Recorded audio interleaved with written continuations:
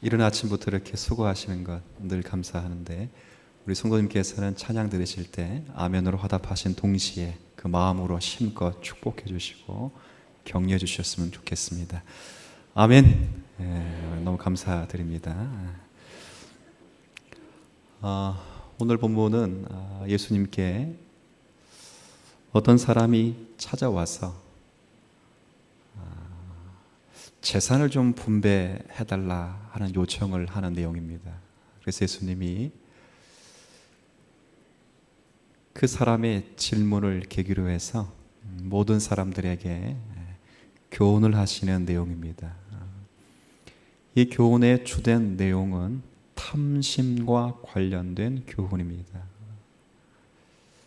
오늘 본문을 통해서 과연 탐심이라는 것이 무엇인지, 그리고 이 탐심이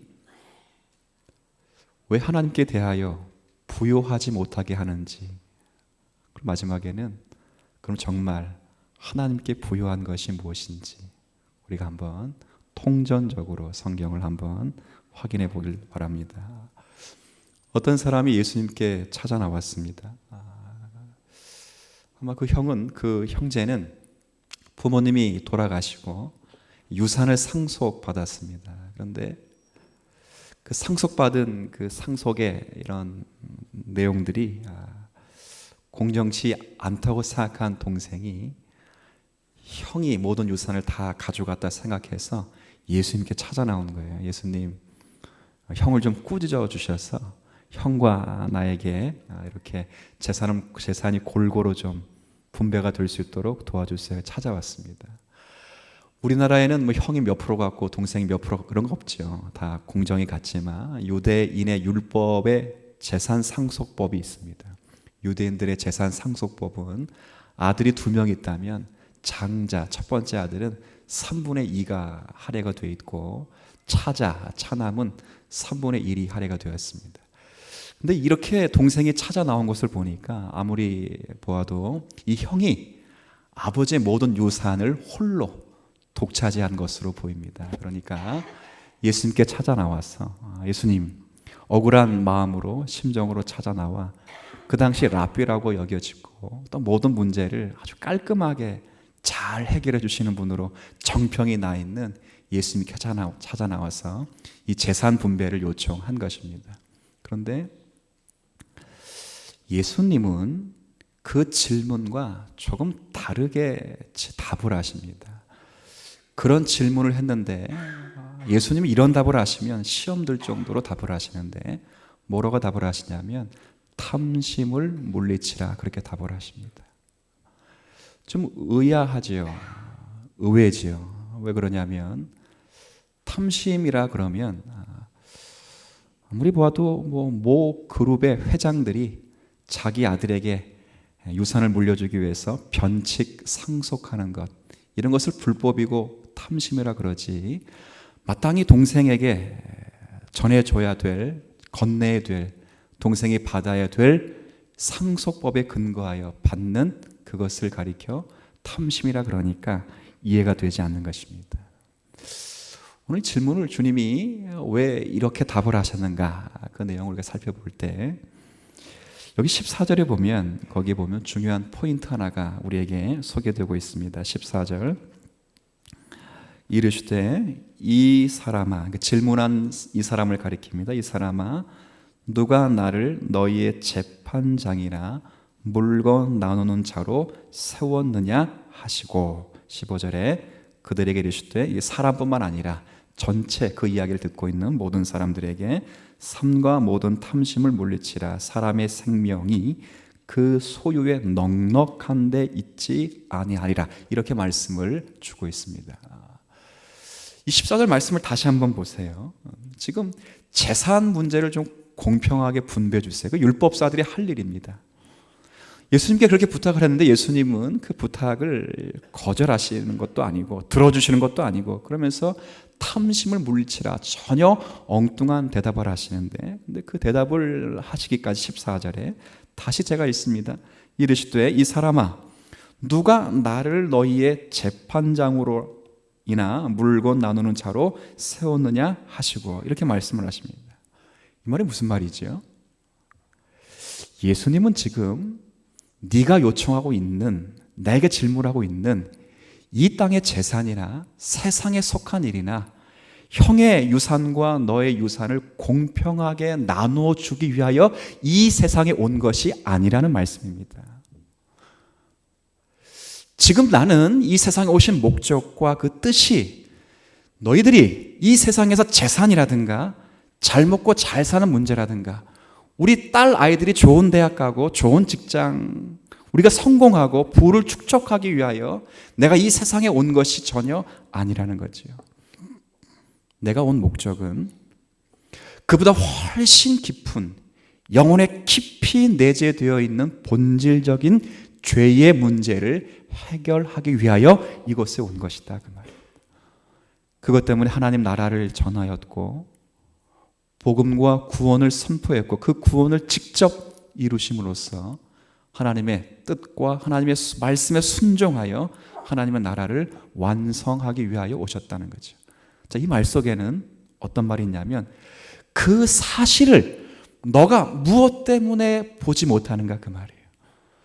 내가 이 땅에 오신 그 목적, 내가 재산이나 분배해 주거나 너의 삶의 필요를 채워주기 위해 오신 것이 아닌데 너는 지금 마치 너의 재산을 공평하게 분배하실 것처럼 내가 온 것처럼 생각하고 나의 삶의 안위와 삶의 필요를 채워줄 것처럼 나를 찾아왔는데 그렇게 나를 제대로 보지 못한 것은 그 안에, 그 마음 중심에 뭐가 있냐면 탐심이 자리 잡고 있기 때문에 너가 나를, 이 예수가 이 땅에 오신 목적이 무엇인지 제대로 간파하지 못했다. 그런 책망의 말씀입니다.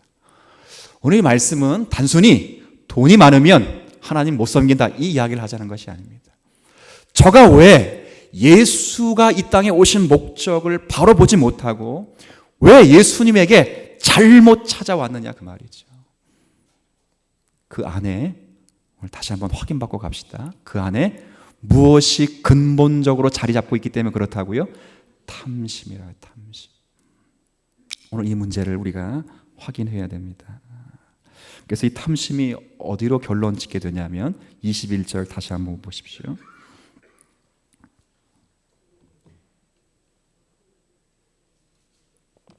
21절에 보면 이 탐심이 이 비유 속에서 결론을 이렇게 짓고 있습니다. 자기를, 그러니까 이 탐심이, 제가 의역해서 읽겠습니다. 문장 구조를 의역해서 21절, 이 탐심이 자기를 위하여는 부요하게 하지만은, 그렇죠, 자기를 위하여는 풍족하게 하지만은 이 탐심이 하나님께 대하여는 부요하지 못하고 풍족하지 못하도록 만들기 때문이다, 그런 뜻입니다. 자, 묻습니다. 예수를 믿는 사람들에게 하는 말씀입니까? 예수를 안 믿는 사람들에게 하는 말씀 같습니까? 우리의 문제입니다. 우리의 문제. 그래서 이 문제가 힘든 겁니다.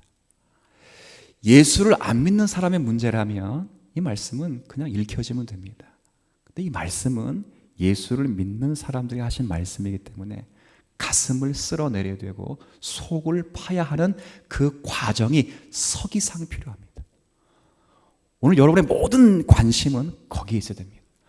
이 말씀의 결론을 붙잡으려고 하지 마시고 이 결론이 유출되기까지 여러분이 지금 파야 될 여러분의 심령을 정확하게 간파하시고 이 청년이, 이 사람이 파야 될 영혼의 고통을 함께 느끼시고 이 말씀에 임하셔야 됩니다.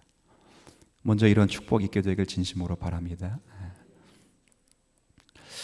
그래서 오늘 이 말씀은 결국 이 탐심이 자신이 가지고 있는 모든 에너지와 힘을 자신을 위해서 쓰게 되고 하나님을 위해서는 전혀 힘을 발휘하지 못하도록 만든 원동력이 되는데 그 이유가 무엇인지 우리가 살펴보아야 됩니다. 근데 감사하게도 예수님은 우리가 못 깨달을 것 같으니까 비유의 말씀을 하십니다. 쉽게 비유의 말씀을 하시는데 비유의 내용은 이것도 잘못 읽으면 또 잘못 읽게 됩니다. 제가 그냥 설명을 드릴게요. 한 부자가 있습니다. 부자. 얼마나 부자인지 옛날에 우리 어른들 그러지. 옛날에 우리 집안이 얼마나 부자냐면 우리 동네에서 우리 땅을 안 밟으면 하루를 못 살 정도로 그런 분들 계셨어요, 여기요? 우리 집안은 그런 집안이 아니었기 때문에. 근데 이야기해 보실 때 그런 분이 계셔요. 우리 동네에서 우리 땅을 안 밟으면 활동을 못하는, 아마 이런 집안의 사람이었을 것입니다. 그 사람이 하루 한 해는 2015년이라고 합시다. 2015년에 농사를 지었는데 그 결실기에 수많은 수확을 거두게 되었습니다. 이전에 거두지 못했던 그 풍족한 수확을 거두어서 참 기분이 너무 좋습니다. 입이 어디까지 걸려 있냐면 귀에까지 걸릴 정도로 너무 좋습니다. 근데 문제가 생겼어요. 어떤 문제가 생겼냐면 수확은 많은데 그 수확한 물건과 곡식을 채워둘 뭐가 부족하냐면 이제는 창고가 부족하게. 옛날에는 뭐 그냥 그렇게 곡식이 났기 때문에 그냥 그 창고에 모아두면 됐는데 이제는 너무 많은 수확물이 있으니까 창고가 부족한 것입니다. 여러분 같으면 어떻게 하겠어요? 물론 뭐 사람들 앞에서는 그러겠죠. 나눠줄 것이다 이렇게. 근데 이제 여기 있는 부자는 우리의 심리와 똑같이 어떻게 하냐면 또 다른 근심이 생긴 것입니다. 이거 어떻게 하면 좋지? 하는 근심 속에서 이참에 창고를 다 부시고 새롭게 창고를 2배, 3배, 4배 확장하자 그랬어요. 그래서 창고를 돈을 들여서 크게 확장한 다음에 그의 수확한 모든 물건을, 모든 곡식을 그 창고에 칸칸이 다 재워둔 것입니다. 자, 기분이 좋을까요, 안 좋을까요? 너무, 애들 말로는 재지죠. 재진다. 너무 좋은 것입니다. 근데 그 부자가 이제 발을 뻗고 소파에 앉아서 이제 생각을 하는 겁니다. 정말 기분 좋다. 그리고 자기 영혼에게 이렇게 말해요. 내 영혼아, 이제 수십 년 동안 아무것도 하지 않아도 잘 먹고 잘 살 수 있으니까 뭐라 말하냐면 이제 내 영혼아 먹고 마시고 즐거워하자 그렇게 말합니다. 그럴 때 하나님 뭐라 말씀하시냐면 그럴 때 하나님이 오늘 밤 그 영혼을 도로 불러가시면 그가 지금까지 준비한 것이 누구의 것이 되겠느냐라고 반문하시면 말씀이 마무리됩니다. 이게 무슨 이야기죠? 이게 탐심하고 무슨 관계가 있어요? 이게 주님은 이 비유로 탐심의 내용을 가르칩니다. 무슨 말이죠? 자, 그 영혼 잘 보세요. 이 부자가 자신의 영혼을 만족하는 것으로 누렸던 그 본질적인 내용이 뭐냐면 먹고 마시고 뭐 하는 것? 즐기는 것. 지금 이 부자의 영혼이 영원히 될 것처럼 누리며 안식을 맛보고 있는데 그 안식을 맛보는 그 내용이 뭐냐면, 확인하는 증거가 뭐냐면 먹는 것과 마시는 것과 즐기는 것이죠. 자녀가 좋은 대학 가는 것, 출세하는 것, 내가 잘 먹고 잘 사는 것, 사업이 성공하는 것으로 내 영혼이 만족을 누리고 있다 그 말입니다. 그런데 주님이 예리하게 말하지요. 그렇게 만든 장본, 그렇게 만든 문제의 근거, 핵심은 그 마음에 무엇이 꿈투르고 있기 때문에 탐심이라는 것이 있기 때문에 그렇다 그 말입니다. 이거는 제가 서두에도 말씀을 드렸듯이 예수를 안 믿는 사람에게 하는 말씀이 아닙니다. 반드시 가슴을 후벼 파야 될 말씀이기 때문에 우리들에게 하신 말씀입니다. 그래서 탐심이 왜 이렇게 무서운가? 탐심. 성경은 놀랍게도 이 탐심과 관계해서 이 탐심을 가리켜 우상 숭배라 그렇게 말합니다. 성경을 조금 신약의 서신서를 한번 읽어보죠. 복음서를 판명히 해석한 우리 서신서 가운데 골로새서 말씀을 한번 읽어보시죠. 골로새서 3장 1절부터 제가 읽겠습니다. 신약 성경 325쪽. 누가복음 12장은 그냥 책갈피를 해두세요. 다시 돌아와야 합니다. 골로새서 3장 1절부터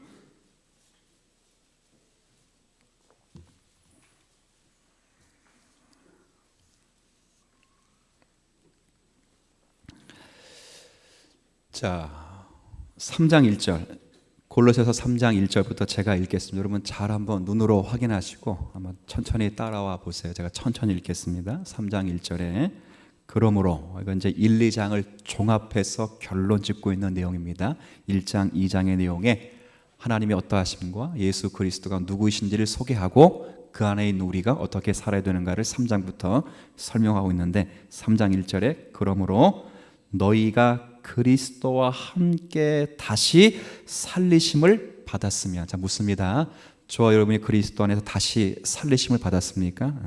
이게 부활 생명입니다. 제가 지난주에 말씀드렸던 부활 생명을 사는 것입니다. 자, 그럴 때 다시 살리심을 받았으면, 자, 그 다음 위의 것을 찾으라. 이때 찾으라는 말은 관심을 두라, 추구하라 그런 뜻입니다. 그러나 근본적으로 위의 것을 찾으라 그러면 그런 말은 소속을 분명히 하라 그 말입니다. 너희들이 부활 생명 예수와 함께 죽고 다시 살았다면 이제부터 소속을 분명히 하라. 어디에 속했는지 분명히 알라 그 말입니다. 자, 거기는 우리가 거기에 속해 있는데 거기는 그리스도께서 하나님 우편에 앉아 계신 곳이요. 자, 그래서 그것이 위의 것이고 하늘의 것이기 때문에 이제 하늘의 것을 생각하며 하나님의 뜻을 생각하며 위의 것을 생각하고 땅의 것을 생각하지 말아야 된다. 소속을 분명히 하라 그 말이에요. 왜냐하면 3절 왜냐하면 이는 과거에 우리가 이미 죽은 자이고 그리고 이제 현재 너희 생명이 그리스도와 함께 하나님 안에 어떻게 돼 있다고 이제는 이 말이 뭡니까? 보호함을 받으며 비밀스럽게 주님과 연합돼 인 사람들이라 그 말 현재. 그리고 마지막 4절 이제 미래에는 우리 생명이신 그리스도께서 나타나실 그때에 너희도 그와 함께 영광 중에 뭐할 운명이라고요? 나타나게 될 운명이라 그 말입니다. 자, 그래서 어떻게 부활 생명을 살아가야 되는가 5절에 정확히 제시합니다. 5절 같이 읽습니다. 시작. 그러므로 땅에 있는 지체를 죽이라. 곧 음란과 부정과 사욕과 악한 정욕과 탐심이니 탐심은 결론적인 핵심은 죽이라 그랬는데 뭘 죽여야 되는가? 탐심을 죽이라 합니다. 왜요? 탐심은 무엇이기 때문에? 이걸 알고 계십니까? 탐심이 우상 숭배라는 것. 오늘 이 문제입니다. 왜 탐심이 우상 숭배일까? 이 문제를 우리가 확인받지 않으면 여기에 설득을 당하지 않으면 이해가 되지 않습니다. 이 탐심이란 말을 제 국어사전에 설교를 준비하면서 찾아봤더니 이렇게 되어 있어요. 무엇을 가지거나 차지하고 싶은 마음. 조금 어때요? 뉘앙스가 좋아요? 나빠요? 그냥 거시기 해요? 우리 전라도 분들이 거시기 하면 다 통하죠. 제일 어려운 게 전라도 분 목사님과 대화하면 거시기 하니까 거시기 하면 돼. 그러면 그 거시기가 10,000가지가 넘어. 잘 모르겠어요. 여기 왜 이렇게 탐심이 우상 숭배냐면 무엇을 차지하거나 가지고 싶은 마음이 왜 우상 숭배로 바뀌는가? 다른 게 아니라요. 무엇을 가지거나 차지하고 싶은 그 마음 때문에 누구까지라도 수단과 방법으로 동원되냐면 하나님까지라도 수단과 방법으로 동원되고 있기 때문에 탐심의 우상 숭배라고 말하고 있는 것입니다. 참 무섭습니다. 여러분, 제가 우리 무속 종교를 한번 이렇게 말할게요. 여러분, 그 자녀를 못 낳았던 우리 어르신들의 어르신 시대에는 자녀를 못 낳으면 누구에게 빌지요? 자, 무슨 할매라고 그래? 무슨 할매? 여기 보고 가운데 빌어보신 분도 계세요? 근데 보세요. 제가 설명해 볼게요.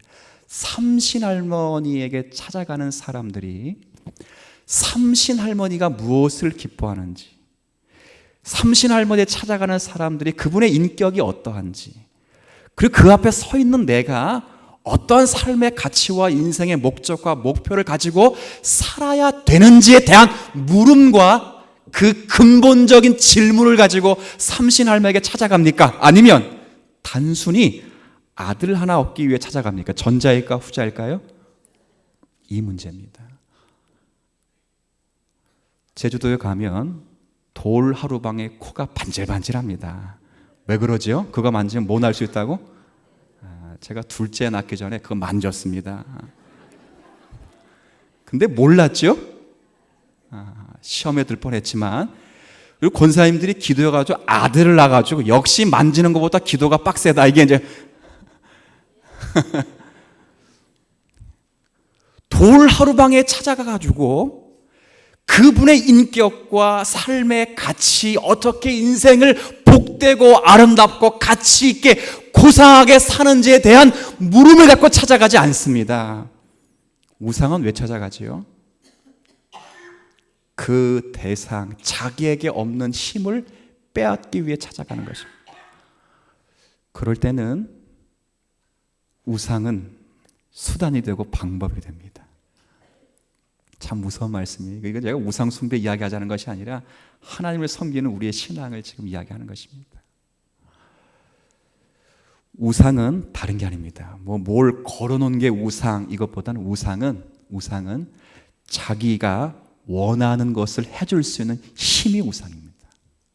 그래서 그것을 해줄 수 있는 그 힘을 갖고 있는 그 우상의 가장 중요한 특징은 인격이 없습니다. 인격 전혀 없습니다. 그에게 찾아가는 모든 사람들은 그의 인격을 묻거나 그가 무엇을 기뻐하시거나 그를 찾아가는 모든 사람이 삶의 가치와 삶의 이유와 목적을 대해서 묻고자 가는 것이 아니라 그가 가지고 있는 뭘 뺏기 위해 가지요? 힘을 뺏기 위해 가지요. 아들 낳기 위해서 누굴 찾아간다고요? 삼실할매를 찾아가듯이 찾아가는 거죠. 그에게 드리는 제사는 예배가 아니죠. 낚시에 던지는 미끼와 동이를 살살 긁어서 그의 힘을 뺏어가기 위해 찾아가는 거죠. 대상도 불분명하지요. 우리 모든 신앙의 토속 종교 보세요. 비나이다 누구에게 빌죠? 이게 믿음이 좋아서 쑥스러워서 대답을 안 하는 겁니까? 아니면 몰라서? 우리가 비나이다 천지신명께 비나이다. 천지신명이 뭐예요? 하늘과 땅에 있는 모든 신령. 그냥 열심히 기도하면 그 중에 딱 하나만 걸리라, 그 말에 걸리라. 이거 알고 계셨습니까? 딱 하나만 걸리라는. 제가 어릴 때 우리 삼촌이 사냥을 좋아해가지고 강원도 시골에 사니까 사냥한 시절이 되면 사냥을 합니다. 근데 사냥의 총알이 두 종류의 총알이, 하나는 엽총 같은 총알이 있어요. 단발 총알이 있고, 하나는 산탄이 있습니다. 그거 산탄을 쏠 때는 산탄이 뭐예요? 하나를 맞히는데 탄알이 몇 개라는 거예요? 수도 없어요.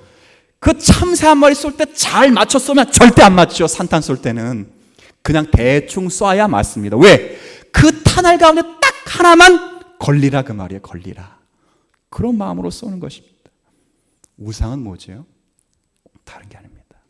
대상도 불분명하고 그냥 자기에게 없는 그 힘을, 그 신을 만들어 그 힘을 뺏기 위하여 그냥 무작정 그 신을 달래고 그 신에게 낚싯밥을 던져서 힘을 뺏는 거죠. 근데 문제는 이 신앙이 하나님을 대하는 성도들의 마음에 있다, 그 말이에요. 그 중심에 자기를 위하는 그 마음 때문에 하나님을 경배의 대상으로 섬기지 않고 주인으로 섬기지 않고 하나님도 수단으로, 하나님도 방법으로 섬기니, 그러니 하나님을 섬긴다 하더라도 그것이 우상 숭배가 아니고서 무엇이겠느냐고 주님이 책망하시는 것입니다. 무섭지 않습니까? 저는 이 말씀을 읽을 때 참 무서웠습니다. 예수를 안 믿는 이야기를 하자는 것이 아닙니다.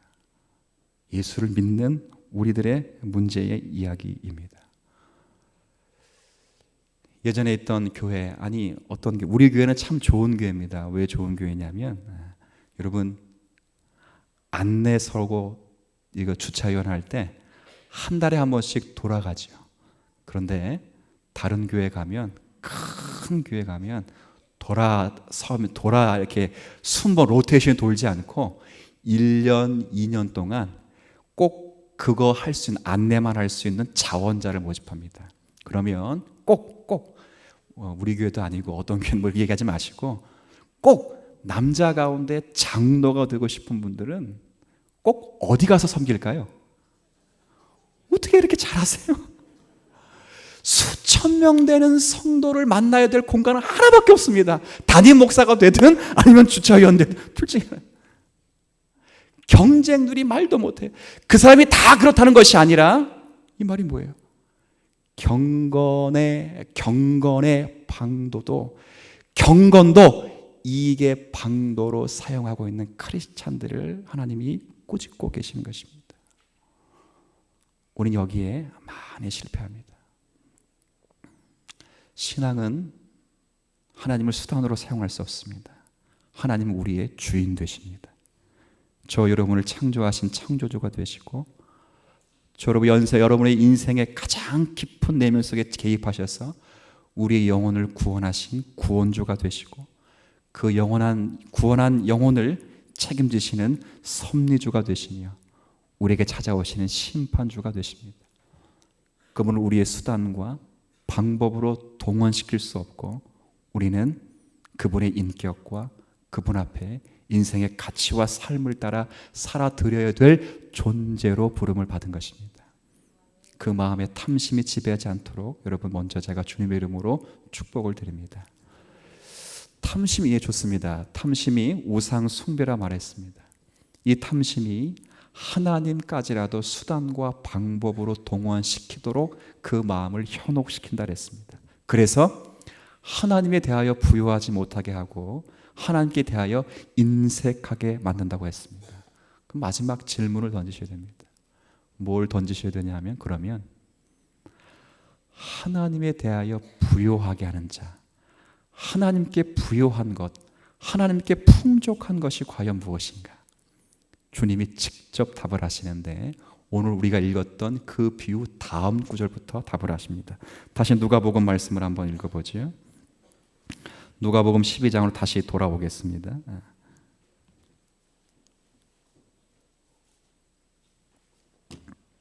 누가복음 12장 22절. 제가 다시 읽습니다. 앞에 거를 21절을 한번 같이 읽어보겠습니다. 시작. 자기를 위하여 재물을 쌓아두고 하나님께 대하여 부여하지 못한 자가 이와 같으니라, 이렇게 말씀하고 21절에 또라고 했습니다. 계속 이게 원문에는 등위 접속사를 써서 앞에 문단과 똑같은 말씀을 이야기하고 있는 내용입니다. 또 제자들에게 이르시되, 자, 그 다음 뭐로 되어 있냐면 그러므로. 이 그러므로 말은 앞에 말씀을 적용하고 결과하는 내용이 이제 22절부터다, 그런 뜻입니다. 그 앞에 비유를 가리켜 무엇을 가르치려고 하는가? 하나님께 부요한 자가 무엇인가? 하나님께 인색하지 않고 하나님에 대하여 풍족하게 사는 삶이 무엇인가를 가르치자, 그 말입니다. 22절 처음부터 22절 같이 읽습니다. 시작. 또 제자들에게 이르시되 그러므로 내가 너희에게 이르노니 너희 목숨을 위하여 무엇을 먹을까? 무엇을 입을까? 염려하지 말라. 이렇게 그 말이 시작됩니다. 더 고민이 되지 않습니까? 아니 뭐 탐심 버리라고 하나님께 부요하게 만들면 부요하게 해야지, 뭘 먹을까 먹을까, 이게 뭔 소린가? 먹지 말고 지내라는 건가? 우리 여성분들 이슬만 먹고 살라는 건가? 그런 거 아니죠. 성경에는 재밌는 말씀이 있어요. 근심하지 말라고 해놓고 누구든지 일하기 싫어하면 무엇도 하지 말라고요? 먹지도 말라. 그럼 뭐예요? 하지 말라는 거예요? 하라는 거예요? 뭐 도대체? 이 말씀은 하나님이 우리에 대하여 얼마나 부족함이 없는 하나님으로 찾아오시는가를 삶으로 고백하면 하나님과 함께 부요한 자로 살아가기에 넉넉하다는 것을 가르치고 있는 진리의 말씀입니다. 제가 몇 가지를 여기 든 예를 들게, 하나는 까마귀로 예를 들고, 하나는 들의 백합화, 그리고 오늘 있다가 내일 아궁이에 던져질 들풀로 이야기를 합니다.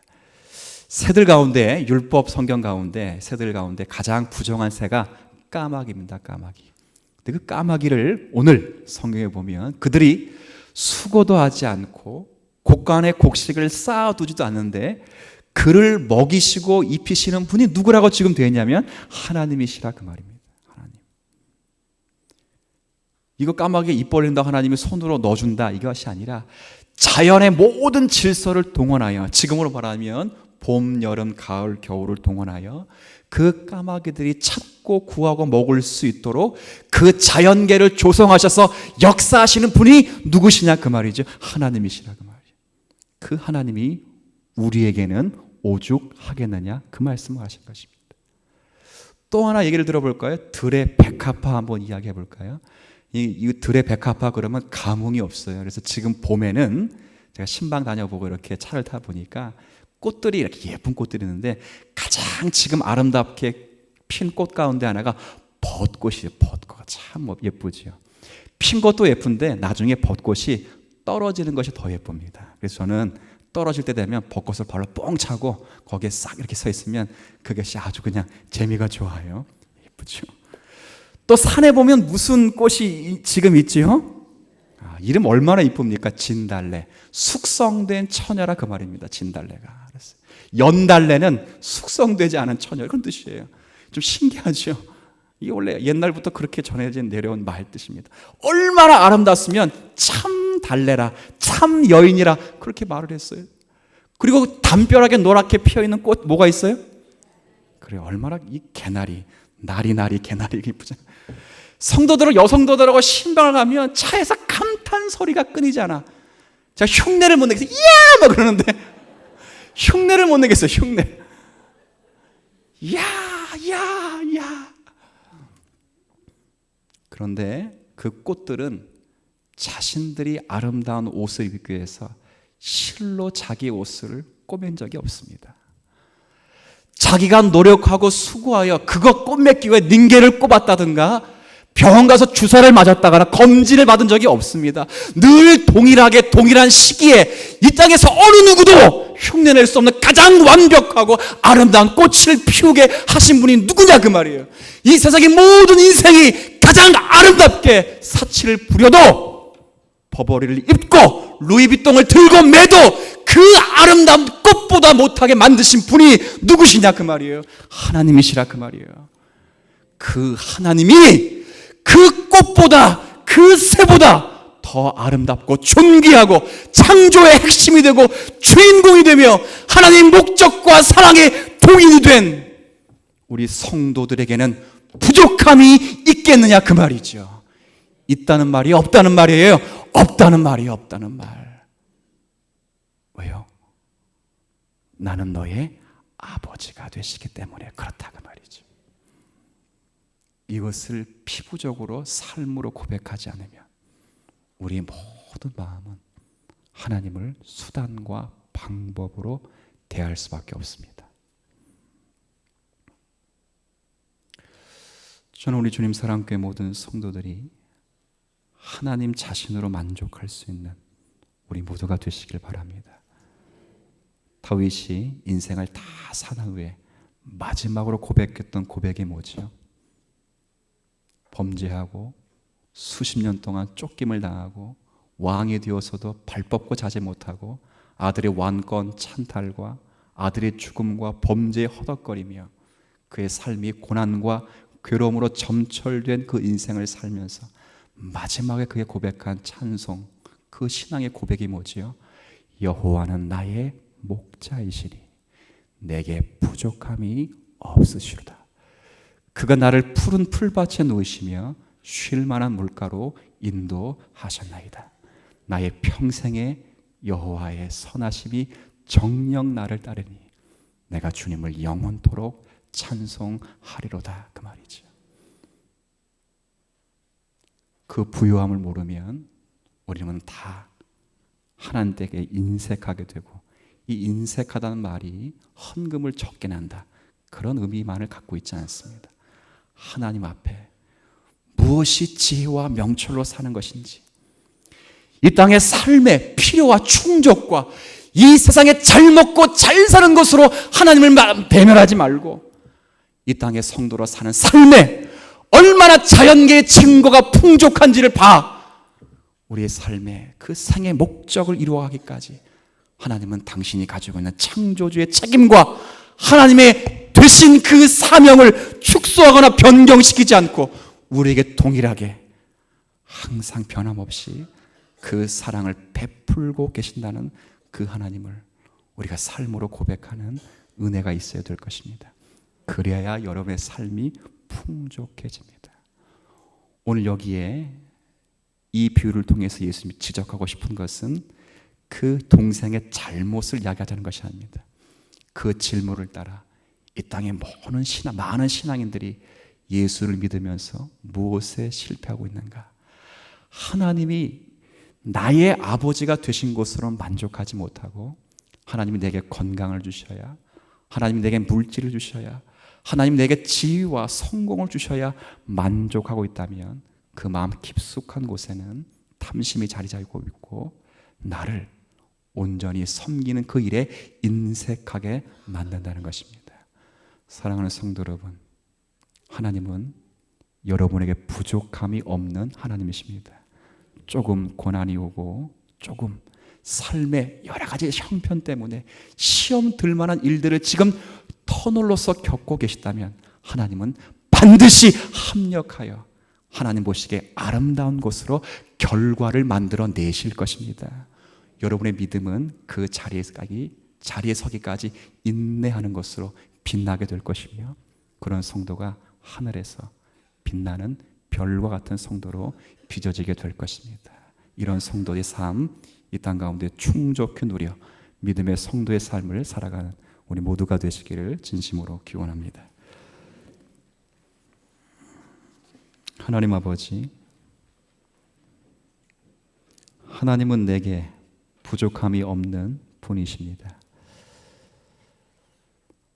우리를 부르시고 우리를 창조하시고 구원하셔서 여기에 자리에 이르기까지 하나님은 창조주로서 구속주로서 섭리주로서 우리를 향해 부르신 그 목적을 이루시기 위하여 쉬지 않고 하나님 되심을 포기하지 않고 그 역할을 진실로 신실하게 감당하여 이 자리에까지 우리를 서게 하셨습니다. 그 은혜 너무 감사하여 우리의 삶의 고백에서 나의 목자 되신 여호와를 믿음으로 고백하여 하나님께 대하여 부요한 자로 이 땅 가운데 지혜롭게 사는 길이 무엇인지, 먼저 그의 나라와 의를 구하는 삶이 어떤 것인지 내게 목적하시고 나를 통하여 이 땅의 삶을 살라고 명하신 그분의 명령에 기준하여 우리의 삶을 살아가는 일에 마음을 쓰고 자존감을 높이는 일에 우리의 성도의 관심이 넘치게 하여 주옵소서. 한 주간 그렇게 살아갈 때 성도들의 삶에 부족함이 없을 것이고 넉넉히 개입하셔서 그들의 인생을 승리케 하실 것입니다. 기대감으로 인내하고 승리하도록 우리 모든 성도를 축복하옵소서. 예수님의 이름으로 기도 올리옵나이다. 아멘.